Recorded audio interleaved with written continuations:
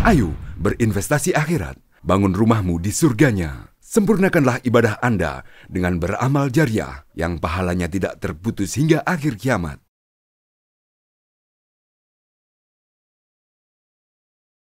Assalamualaikum warahmatullahi wabarakatuh. Alhamdulillah. Alhamdulillahi ala ihsanih wa syukrul lahu ala taufiqihi wa amtinanih. Wassalatu wassalamu ala ashrafil anbiya'i wal mursalin sayyidil awwalina wal akhirin wa ala alihi wa ashabihi wa man istanna bisunnatihi ila yaumiddin thumma amma ba'd. Hadirin jamaah salat maghrib rahimani wa rahimakumullahu ta'ala. Kita bersyukur kepada Allah subhanahu wa ta'ala atas segala nikmat yang Allah karuniakan kepada kita. Dan di antara nikmat yang Allah karuniakan kepada kita yang merupakan nikmat yang sangat agung, Allah berikan kita kesempatan untuk bisa hadir di majelis ilmu. Semoga kehadiran kita di majelis ini terhitung sebagai taqarrub kepada Allah Subhanahu wa taala dan semoga kelak akan menjadi pemberat timbangan amal soleh kita. Amin ya rabbal alamin. Salawat dan taslim senantiasa kita haturkan kepada tauladan kita Nabiullah Muhammad sallallahu alaihi wasallam beserta keluarga beliau, sahabat-sahabat beliau, para tabi'in dan tabi'ut tabi'in. Serta kita memohon kepada Allah Subhanahu wa taala yang Maha Pengasih dan Maha Penyayang. Semoga kelak kita termasuk umat Nabi Muhammad sallallahu alaihi wasallam yang akan mendapatkan syafaat dari beliau sallallahu alaihi wasallam di yaumil akhir kelak. Amin ya rabbal alamin. Hadirin rahimani wa rahimakumullahu ta'ala. Hari ini kita berada di tanggal berapa ini? Tanggal 20 berapa? 29 Dzulqa'dah. Iya. Tanggalan kita kalender umat Islam ya, kalender Hijriyah. Dan ini memang yang berkaitan dengan materi kita pada hari ini. Materi kita atau kajian kita pada malam ini insya Allah akan membahas tentang keutamaan 10 hari pertama bulan Dzulhijjah. Tanggal 1 sampai tanggal 10 Dzulhijjah. Tanggal 29 Dzulqa'dah berarti kita berada di penghujung bulan Dzulqa'dah. Ada kemungkinan malam ini kita masuk 1 Dzulhijjah. Ada kemungkinan besok malam. Dan pemerintah kita dalam hal ini Kementerian Agama telah atau sedang melaksanakan pemantauan atau pengamatan hilal. Sedang dilakukan ru'yatul hilal di seluruh negeri. Kalau nggak salah ada 114 titik tempat pengamatan hilal. Dan biasanya akan dilanjutkan dengan sidang itsbat untuk menetapkan awal bulan Hijriyah. Secara khusus awal bulan Dzulhijjah tentunya. Ada apa sebenarnya dengan 10 hari pertama bulan Dzulhijjah? 10 hari pertama bulan Dzulhijjah ini adalah di antara hari-hari yang sangat agung. Bahkan para ulama mengatakan hari-hari yang paling agung, hari-hari yang paling mulia. Loh Ustaz, bukankah hari-hari yang paling mulia itu 10 hari terakhir bulan Ramadan. Benar, 10 hari terakhir bulan Ramadan itulah hari-hari mulia. Tapi para ulama ketika membandingkan mana yang lebih utama, apakah 10 hari pertama bulan Zulhijjah atau 10 hari pertama terakhir bulan Ramadan, ada silang pendapat di antara mereka. Dan sebagian dengan dalil-dalil yang ada mengambil jalan tengah, mengkompromikan dalil-dalil dan mengatakan siang harinya 10 hari pertama bulan Zulhijjah lebih utama. Adapun malam harinya 10 hari terakhir bulan Ramadan lebih utama. Di antara dalilnya hadis yang diriwayatkan oleh Ibnu Abbas radhiyallahu anhuma anin Nabi sallallahu alaihi wasallam qaal ma min ayyamin al-amalu salihu fihinna ahabbu ila Allah minhu fi hadhihi al-ayyamil 'ashr ay al-'ashr al-awwal min Dzulhijjah. Qalu walal jihadu fi sabilillah ya Rasulullah. Qala walal jihadu fi sabilillah illa rajulun kharaja bi nafsihi wa malihi wa lam yarji' min dzalika bi syai'. Akhrajahu al-Bukhari wa Abu Dawud wa Tirmidzi wa Ibnu Majah wa Ahmad rahimallahu jami'a ulama'il muslimin. Diriwayatkan dari Abdullah ibnu Abbas radhiyallahu taala anhuma dari Nabi sallallahu alaihi wasallam bahwasanya beliau sallallahu alaihi wasallam bersabda, tidak ada hari-hari yang amal soleh di dalamnya lebih dicintai oleh Allah dibanding dengan 10 hari pertama bulan Dzulhijjah. Tidak ada. Berarti yang paling dicintai oleh Allah apa? 10 hari pertama bulan Dzulhijjah. Sehingga para ulama mengatakan ahabbu ayamid dunya ala itlaq. Afdalu ayamid dunya asrul awal min Dzulhijjah. Hari-hari yang paling afdal, paling utama, paling dicintai oleh Allah di hari-hari yang ada di dunia ini adalah 10 hari pertama bulan Dzulhijjah. Ketika Nabi SAW mengatakan amalan yang paling dicintai oleh Allah adalah amalan yang dilakukan di 10 hari pertama bulan Dzulhijjah, bahkan tidak ada yang lebih dicintai dari amalan tersebut, maka para sahabat bertanya untuk memastikan lagi, memperjelas. Walal jihadu fi sabilillah ya Rasulullah. Apakah termasuk jihad orang yang pergi berjuang, berjihad, berperang di jalan Allah wahai Rasul? Pahala jihad juga tidak sebanding, tidak bisa mengalahkan pahala amal soleh di 10 hari pertama bulan Dzulhijjah. Kata Nabi SAW, walal jihadu fi sabilillah illa rajulun kharaja bi nafsihi wa malihi wa lam yarji' min dzalika bi syai'. Nabi mengatakan termasuk jihad, tentu jihad yang dilakukan di luar sehari 10 hari pertama bulan Dzulhijjah ini. Jika dibandingkan dengan amal-amal yang lain yang bukan jihad, kita tahu begitu besarnya amal pahala jihad. Orang yang berjihad di jalan Allah, dia rela mengorbankan nyawa, harta, dan semua yang dia miliki. Risikonya dia bisa kehilangan harta, bahkan nyawanya. Maka jihad tentu jihad yang benar, sesuai dengan kaidah syariat, aturan-aturan syariat. Maka ini adalah ibadah yang sangat agung, ibadah yang sangat besar pahalanya.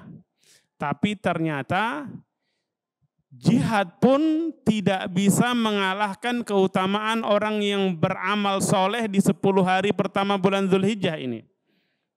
Kecuali satu kondisi. kata Nabi.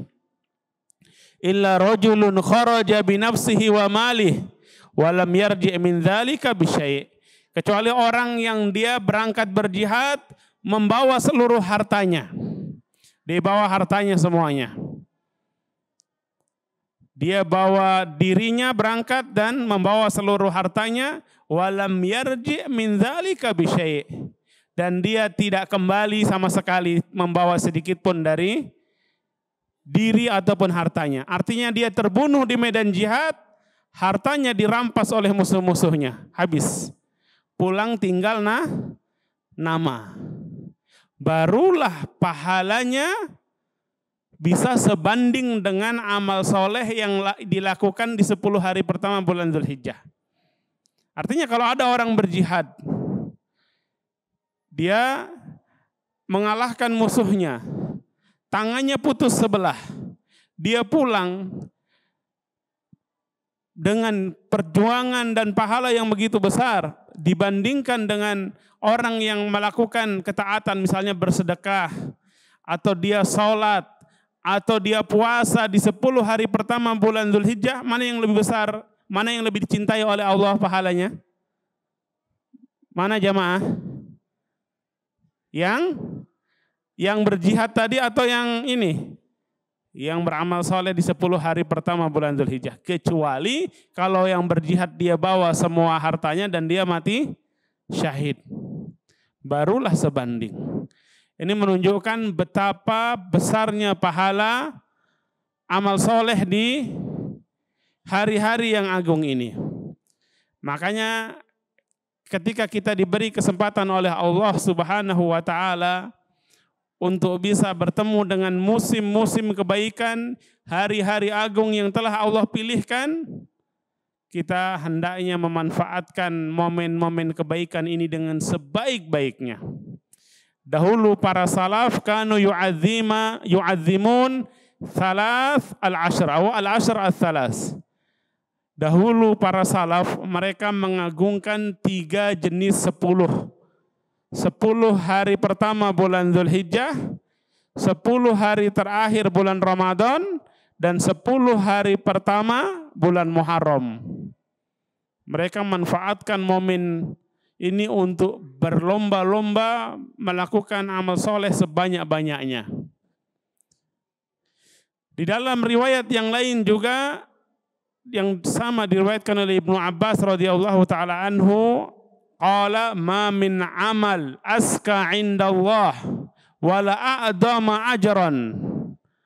Tidak ada amal yang lebih suci di sisi Allah dan lebih besar pahalanya min khairin ya'maluhu fi ashril adha.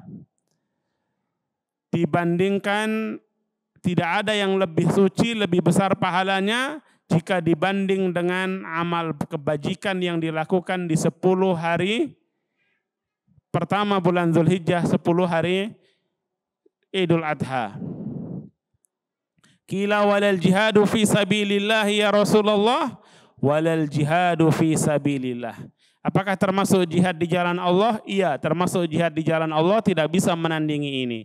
Illa rajulun kharaja bi nafsihi wa malih falam yarji' min dzalika bi syai'. Kecuali orang yang keluar berangkat berjihad bawa semua hartanya, dia tidak kembali sama sekali. Dia terbunuh di medan jihad, hartanya dirampas oleh musuh-musuhnya.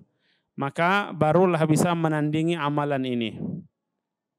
Makanya ketika seperti ini, kondisi yang sangat mulia ini, dahulu para salaf berlomba-lomba dalam melakukan kebajikan. Dan di antara kebajikan atau amal soleh yang harus menjadi prioritas kita, tentu yang pertama namanya amal soleh yang harus jadi prioritas apa Pak? Yang wajib dulu. Jangan sampai lewat kewajiban, jangan sampai ada yang tidak sholat subuh, jangan sampai ada yang lewat sholat asarnya, ya. Atau sholat 5 waktu, jangan sampai ada yang terlewat. Usahakan untuk terus ya melakukan sholat wajib tepat waktunya, ya, tidak sampai keluar waktunya, dan dilaksanakan berjamaah bagi bapak-bapaknya. Ibu-ibunya di rumah lebih afdal. Tapi kalau toh mau sholat di masjid, yang penting tidak menimbulkan fitnah, tidak ada masalah. Tapi yang sangat dianjurkan dan paling utama sholat di masjid adalah bapak-bapaknya atau kaum laki-laki. Kemudian setelah yang wajib, yang berikutnya perbanyak amal-amal soleh, amal-amal yang sunnah. Al-iktsar min nawafil. Ya sholat sunnahnya, ya baca Qur'annya, ya sedekahnya, termasuk thalabul ilmi, ya menuntut ilmu, ya. Amalan-amalan yang sunnah diperbanyak. Ya. Sholat sunnah mulai dari sholat rawatib, sholat malam kalau bisa, ya. Kemudian tadi sedekah sunnah, ya. Perbanyak sedekah. Kemudian perbanyak juga zikir, istighfar, mohon ampun kepada Allah Subhanahu wa taala. Perbanyak juga takbir, tahlil dan tahmid. Dalam riwayat Ahmad disebutkan bahwasanya dikatakan fa'akthiru fihinna minat takbir wa tahlil wa tahmid. Maka perbanyaklah membaca takbir, tahlil dan tahmid. Dan ini dicontohkan oleh Abdullah ibnu Abbas juga Abdullah ibnu Umar radhiyallahu taala anhum ajma'in. Beliau ketika 10 hari pertama bulan Dzulhijjah, beliau keluar ke pasar. Pergi ke pasar bukan untuk belanja, Pak, bukan untuk shopping, bukan. Bukan untuk survei harga, bukan. Tapi beliau ke pasar sengaja untuk bertakbir. Supaya orang-orang yang ada di pasar yang sibuk dengan jualan, sibuk dengan transaksi, mereka ingat ini adalah hari-hari mulia, kita diperintahkan memperbanyak takbir, tahlil dan tahmid. Kemudian beliau bertakbir, kaum muslimin pun saat itu ingat, oh ini hari 10 hari pertama bulan Dzulhijjah, maka mereka pun bertakbir sehingga pasar kota Madinah saat itu ya gegap gempita dengan suara takbir. Maka para ulama mengatakan di 10 hari pertama bulan Dzulhijjah, tanggal 1 sampai tanggal 9 terutama ini dianjurkan kita untuk bertakbir dengan takbir mutlak. Takbir mutlak itu takbir yang tidak berkaitan dengan waktu. Kita keluar rumah kita membaca takbir, kita di mobil mau ke pasar atau ke kantor membaca takbir, ya. Tapi nggak perlu pakai pengeras suara, pakai takbiran keliling, nanti orang salah paham bisa menimbulkan fitnah. Beda kalau di kota Mekah dan Madinah, 10 hari pertama sekarang mereka terbiasa dengan, bahkan di toko-toko, di pasar-pasar terdengar suara takbir di mana-mana. Ya. Tapi paling tidak kita perbanyak takbir. Itu tadi takbir mutlak. Nanti 10 hari sejak hari Idul Adha atau tanggal 10 Dzulhijjah ditambah dengan takbir muqayyad. Takbir muqayyad itu takbiran setelah sholat wajib. Itu sampai tanggal 13 Dzulhijjah atau hari tasyrik yang ketiga di mana? Di sholat asar tanggal 13 Dzulhijjah. Baru selesai. Ini termasuk sunnah-sunnah atau amalan-amalan yang agung yang kelihatannya sepele tapi pahalanya besar. Pahalanya besar. Dan itu mengingatkan sebagian orang, kita ini sedang di momen kebaikan, di musim-musim kebaikan, sedangkan sebagian orang masih sibuk dengan apa? Menghabiskan waktu hanya untuk scroll medsos sehingga waktunya habis untuk yang tidak berguna. Ya. Maka alangkah baiknya kalau kita punya program 10 hari pertama ini saya mau memperbanyak takbir, saya mau mengkhatamkan Al-Quran minimal sekali.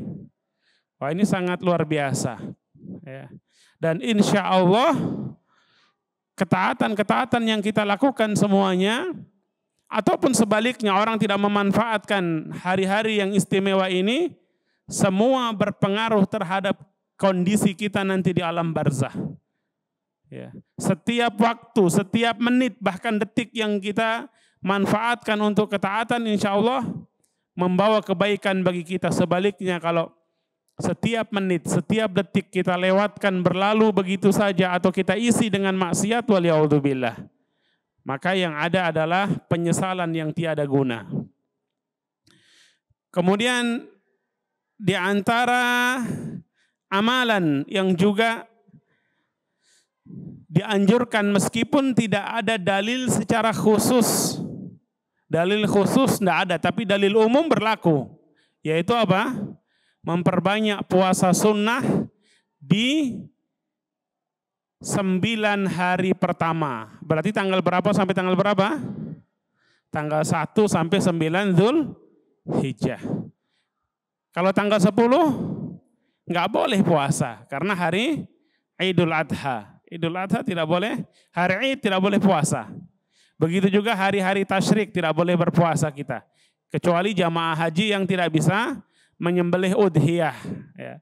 Mereka boleh berpuasa di hari-hari tasyrik. 3 hari puasa di sana, nanti pulang ke Indonesia tambah 7 hari.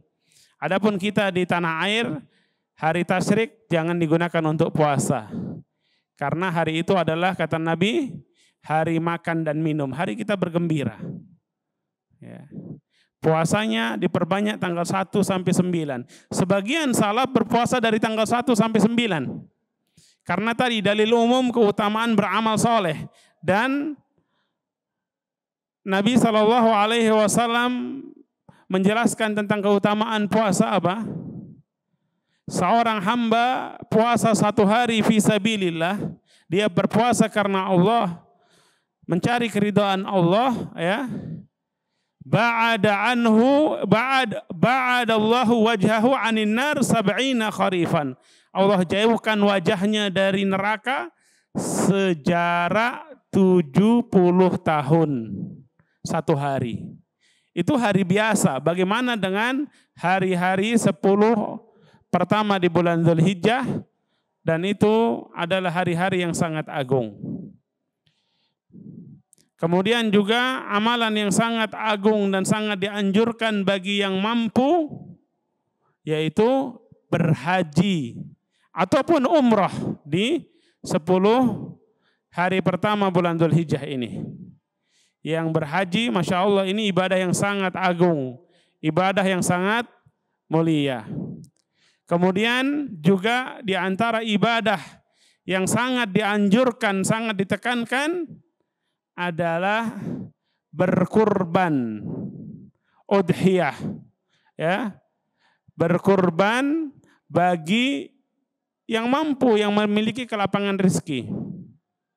Memang kalau dilihat dari hukum secara fikih, mayoritas ulama berpendapat kurban itu hukumnya sunnah muakkadah. Ada sebagian yang berpendapat wajib bagi yang mampu. Tapi untuk lebih aman dan pahala yang untuk memperoleh pahala yang agung serta menghidupkan syiar-syiar agama Allah, maka orang yang mampu hendaknya tidak meninggalkan ibadah kurban. Setahun sekali, Pak. Setahun sekali. Kita potong kambing atau 1/7 sapi. Ya. 1 ekor kambing berapa biasa harganya? Kalau di Sorong. Kalau kambing berapa tahun baru sah untuk dikurbankan?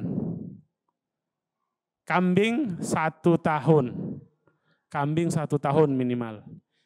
Domba kalau nggak ada kambing 1 tahun, domba 6 bulan boleh. Ya. Sapi minimal 2 tahun. Onta 5 tahun. Ya. Sudah genap 2 tahun, masuk tahun ketiga kalau sapi. Kalau kambing jangan juga yang baru 6 bulan, 7 bulan. Kambing yang sudah genap 1 tahun, masuk tahun kedua. Itu secara umur baru sah. Ya, secara umur baru sah. Harganya kalau di Sorong kambing mahal kayaknya ya. Lebih murah 1/7 sapi kayaknya. Kambing 3 juta mungkin dapat yang kecil. Tapi sapi 3 juta, 7 orang kumpul 3 juta sudah dapat sapi harga 21 juta, sudah besar. Atau 20 juta lebihnya untuk operasional, yang 1 jutanya. Itu sudah besar.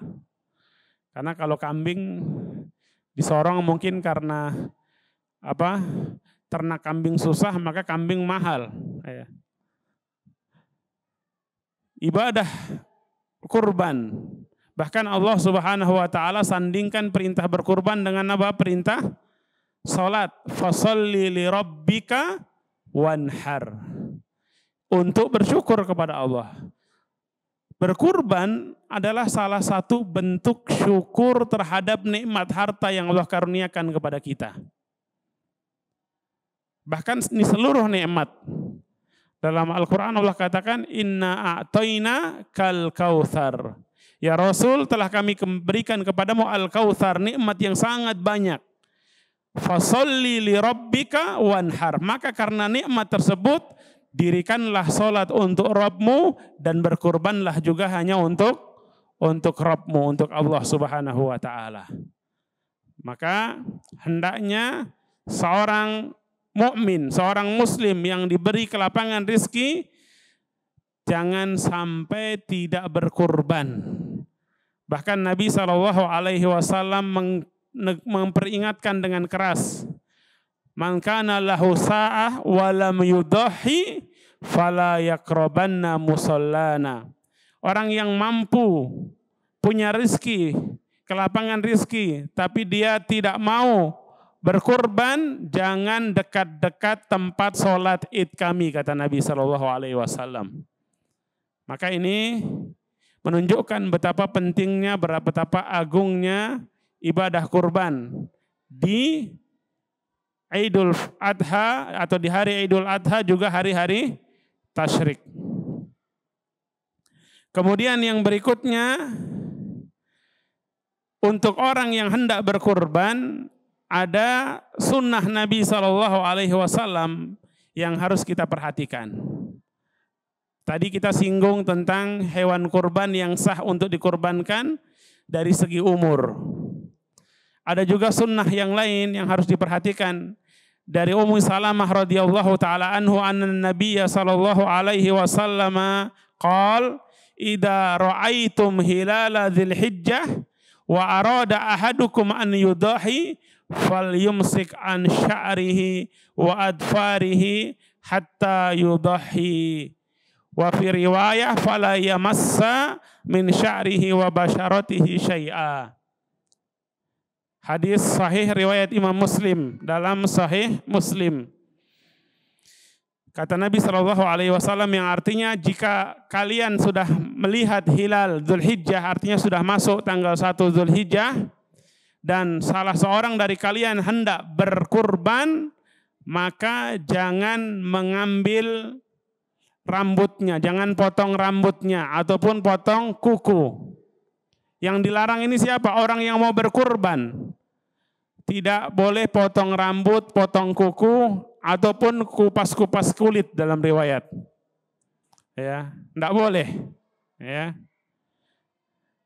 Ini kuku, rambut, dan kulitnya orang yang berkurban. Sebagian orang salah paham mengira yang dilarang dipotong rambutnya hewan kurbannya, bukan, orangnya. Apa alasannya? Alasannya ta'abudiyah, perintah. Ya, perintah dalam syariat itu ada yang ta'abudiyah. Ta'abudiyah itu apa? Kita yang ngikut karena Allah perintahkan begitu, karena Rasul perintahkan begitu. Ya, ada yang hikmahnya dijelaskan. Ya, hikmahnya dijelaskan. Ya. Kalau ta'abudiyah kita tahu hikmahnya atau tidak, laksanakan, karena itu perintah ataupun larangan, maka tinggalkan. Taib. Jadi sunnah untuk orang yang hendak berkurban, dia tidak mencukur rambut, tidak potong kuku, ya, sejak masuk tanggal 1 Dzulhijjah. Sudah potong kuku sebelumnya? potong kumis juga. Wah. Kalau belum berarti nanti sampai binatang kurbannya disembelih, itu sunnahnya. Kalau ternyata sekarang belum niat berkurban, ya, niat berkurbannya nanti di pas tanggal sudah 5 Zulhijjah baru dapat uang, baru niat berkurban. Maka sejak tanggal itu dia mulai menahan diri, tidak cukur rambut, tidak potong kumis, tidak potong kuku dan yang lainnya. Semua bulu yang di tubuh tidak boleh dicabut ataupun dicukur. Sebagian ulama menjelaskan ini agar ada kemiripan antara orang yang mau berkurban dengan orang yang sedang ihram. Orang yang ihram itu dilarang menggunting kuku, dilarang mencukur rambut ataupun menggunting kumis, mencukur kumis. Orang yang berkurban juga diperintahkan seperti itu. Tapi sebagian ulama lagi mengatakan ini murni ta'abudiyah. Kalau untuk menyamai orang yang sedang ihram, sedang berhaji, maka orang yang sedang berhaji boleh pakai parfum tidak? Orang yang sedang ihram tidak boleh pakai parfum. Yang sedang ihram ya, tidak boleh pakai parfum. Orang yang mau berkurban boleh tidak? Boleh. Maka jelas ini beda kata sebagian lain. Tapi intinya ta'abudiyah kita lakukan. Kita lakukan. Kemudian siapa yang dilarang untuk mencukur rambut, memotong kuku tadi? Orang yang niat berkurban saja, bukan satu keluarganya. Kita berkorban satu orang, saya berkorban misalnya 1 ekor kambing, saya yang membiayai, saya niat berkorban, saya keluarkan uang, pahalanya bisa didapat oleh semua anggota keluarga saya. Anggota keluarga saya yang hidup ataupun yang sudah wafat. Tapi sunnah untuk tidak memotong kuku tadi hanya yang berkorban saja. Hanya yang berkorban saja. Karena Nabi SAW ketika berkorban, beliau berkorban, hada an Muhammadin wa ali Muhammad. Ya Allah, inilah kurbannya Muhammad dan keluarga Muhammad SAW. Tapi yang tidak memotong kuku, tidak memotong rambut di 10 hari pertama hanya yang niat kurban saja, bukan seluruh anggota keluarga. Kalau ternyata sudah niat kurban terus dia potong kuku, apakah ada fidyah? Ya, kalau orang yang ihram ada fidyahnya, fidyatul adha, cukur rambut, ada fidyahnya. Dia harus bertobat dan membayar fidyah. Kalau orang yang berkurban tidak ada fidyah. Tidak ada kewajiban membayar fidyah dan tidak ada fidyah. Adanya adalah dia bertobat. Kenapa? Karena melanggar larangan Rasulullah SAW, melanggar larangan syariat. Kalau kita terang-terangan dan sengaja melanggar, maka kita harus bertobat, memohon ampun kepada Allah. Kalau tidak tahu, maka Allah Maha Pengampun. Bukankah di antara doa-doa kita, Rabbana la tu'akhidna in nasina au akhta'na. Wa qala azza wa jalla laqad fa'altu. Ya Rabb kami, janganlah Engkau menghukum kami ketika kami lupa atau kami keliru. Dan Allah mengatakan telah kami kabulkan. Ini beberapa amalan yang hendaknya kita jadikan perhatian agar dapat kita lakukan di hari-hari yang mulia, bahkan hari-hari yang paling mulia di antara hari-hari yang ada di dunia ini. Semoga Allah Subhanahu wa taala memberikan kita taufik, memberikan kita kemudahan agar dapat memaksimalkan hari-hari yang agung ini dengan memperbanyak ketaatan semata-mata karena Allah Subhanahu wa taala. Allahumma amilna bi ihsanik wa tawallana bi rahmatika wa ghufranik wa la tahrimna bi dhunubina wa la tatrudna bi uyubina waghfir lana wa liwalidina wa li jami'il muslimin. Amin ya rabbal alamin. Wa sallallahu ala nabiyyina Muhammadin wa ala alihi wa sahbihi wa sallam. Subhanakallahumma wa bihamdik asyhadu an la ilaha illa anta astaghfiruka wa atubu ilaik. Assalamualaikum warahmatullahi wabarakatuh. Ayo dukung media dakwah Masjid Agung Al-Akbar dengan ikut berdonasi pengadaan alat multimedia dan operasional dakwah. Usia boleh terputus, pahala jariah mengalir terus.